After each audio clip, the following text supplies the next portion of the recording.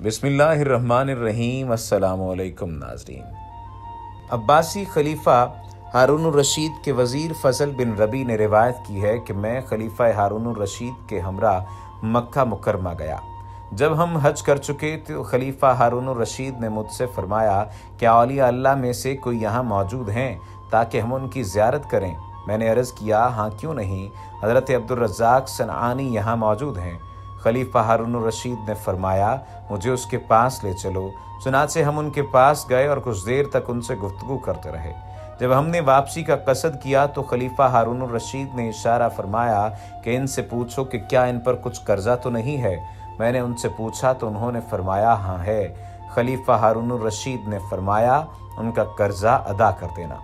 खलीफा हारून रशीद ने वहाँ से निकल कर कहा, ए फ़ज़ल बिन रबी, मेरा दिल चाहता है कि उनसे ज़्यादा बुज़ुर्ग आदमी को देखूं। मैंने अर्ज़ किया, हज़रत सुफ़ियान बिन ऐन ही भी यहाँ मौजूद हैं। तो आपने फरमाया, चलो उनके पास चलें। हम उनके पास चले गए और कुछ देर तक बातें करते रहे। जब हमने वापस होने का इरादा किया तो खलीफा हारून रशीद ने मुझे इशारा फरमाया कि इनसे पूछो इनके कर्ज़े के बारे में।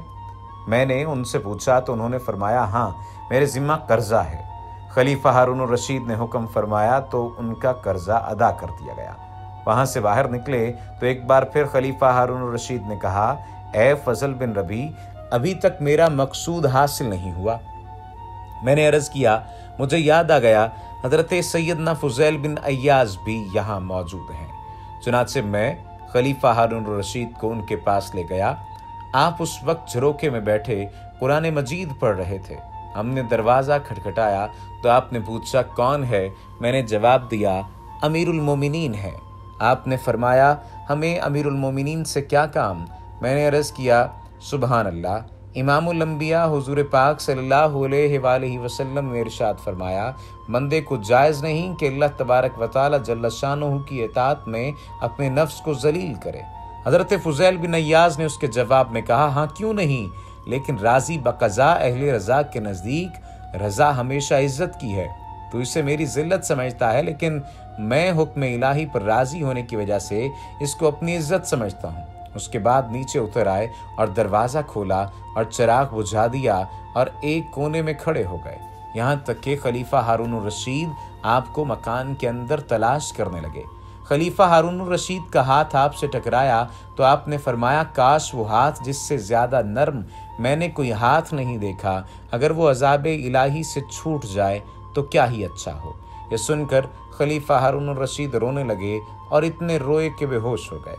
जब होश में आए तो अर्ज़ किया, ए फ़ुज़ैल बिन अय्याज़, मुझे कोई नसीहत कीजिए। आपने फरमाया, ए अमीरुल मोमिनीन, आपके दादा हज़रत अब्बास रज़ी अल्लाह तआला अन्हु हुज़ूर पाक सल्लल्लाहु अलैहि वसल्लम के चचा थे। उन्होंने हुज़ूर पाक सल्लल्लाहु अलैहि वसल्लम से दरख्वास्त की कि मुझे एक कौम पर अमीर बना दीजिए। हुज़ूर पाक ने फरमाया, मैंने आपके नफ्स को आपके जिस्म पर अमीर कर दिया, यानी आपका एक सांस इबादत इलाही में उससे बेहतर है कि खलकत आपकी फर्मा बरदारी करे, क्योंकि अमारत क़यामत के रोज़ शर्मिंदगी का बायस होगी। खलीफा हारून रशीद ने अर्ज़ किया, कुछ और नसीहत फरमा दीजिए।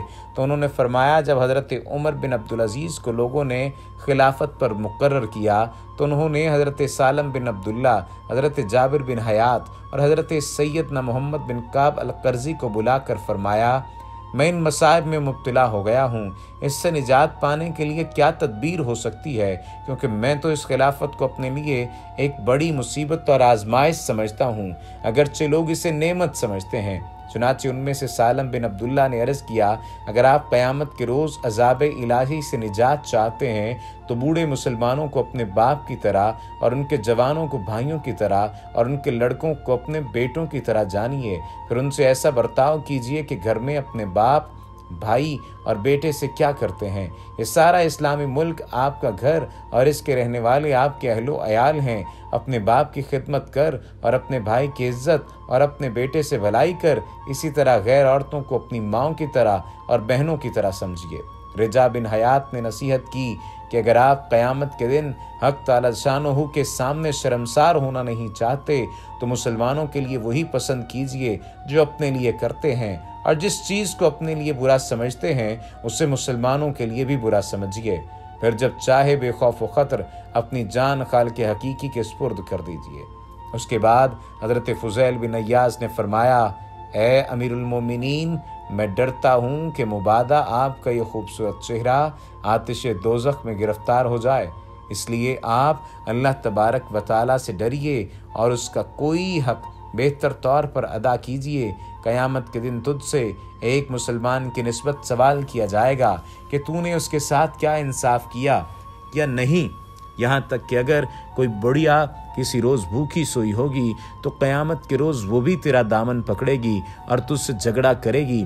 بس اس چہرے کو آگ سے بچا سکتا ہے تو بچا، اور زندگی اس طرح گزار کہ تیرے دل میں اپنی رعایا کے بارے میں کوئی کھوٹ اور کینہ نہ ہو، کیونکہ رسول اکرم صلی اللہ علیہ وآلہ وسلم نے فرمایا ہے کہ جس حاکم نے اس حالت میں صبح کی کہ اس کے دل میں اپنی رعایا کے خلاف کینہ بھرا ہوا ہے، وہ جنت کی بو بھی نہ سونگنے پائے گا۔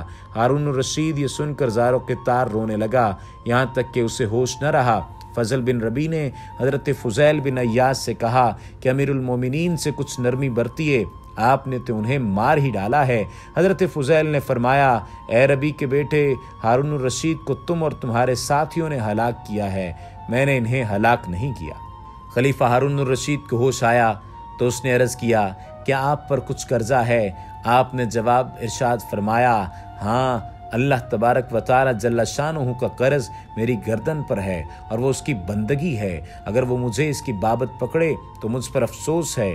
خلیفہ ہارون الرشید نے عرض کیا، لوگوں کا قرض پوچھتا ہوں۔ آپ نے جواب ارشاد فرمایا، اللہ کی حمد اور اس کا شکر ہے کہ اس کی بہت بہت نعمتیں مل رہی ہیں اور مجھے اس کی ذات سے کوئی شکوہ نہیں جس میں اس کے بندوں سے کچھ مدد مانگوں۔ خلیفہ ہارون الرشید نے 1000 دینار نکالے اور آپ کے سامنے رکھ کر عرض کیا، آپ انہیں اپنے کسی مصرف میں لائیے۔ حضرت فضیل بن عیاض نے فرمایا، اے امیر المومنین، تو پھر میری یہ سب نصیحتیں آپ کے لیے کچھ بھی سود مند نہ ہوئیں اور یہیں آپ نے بے انصافی کو شروع کر دیا۔ خلیفہ ہارون الرشید نے پوچھا، میں نے کیا ناانصافی کی؟ آپ نے فرمایا، میں تو آپ کو نجات کی طرف بلاتا ہوں اور آپ مجھے بلا میں ڈالتے ہیں، یہ ناانصافی نہیں تو اور کیا ہے؟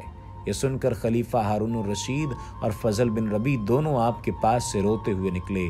خلیفہ ہارون الرشید نے فرمایا، اے فضل بن ربی، بات صدر حقیقت حضرت فضیل بن عیاض ہے اور اس کی دلیل یہ ہے کہ آپ دنیا اور اہل دنیا سے اعراض کرتے ہیں، دنیا کی زیب و زینت کو حقارت کی نظر سے دیکھتے ہیں اور دنیا داروں کی محض دنیا کی وجہ سے کوئی خاطر تواضع نہیں کرتے۔ اللہ سبحانہ و تعالی حضرت فضیل بن عیاض کے درجات بلند کرے اور تمام مسلمانوں کو رسول کریم صلی اللہ علیہ وآلہ وسلم کی سنتوں پر عمل پیرا ہونے کی توفیق عطا فرمائے۔ وما علینا الا البلاغ المبین۔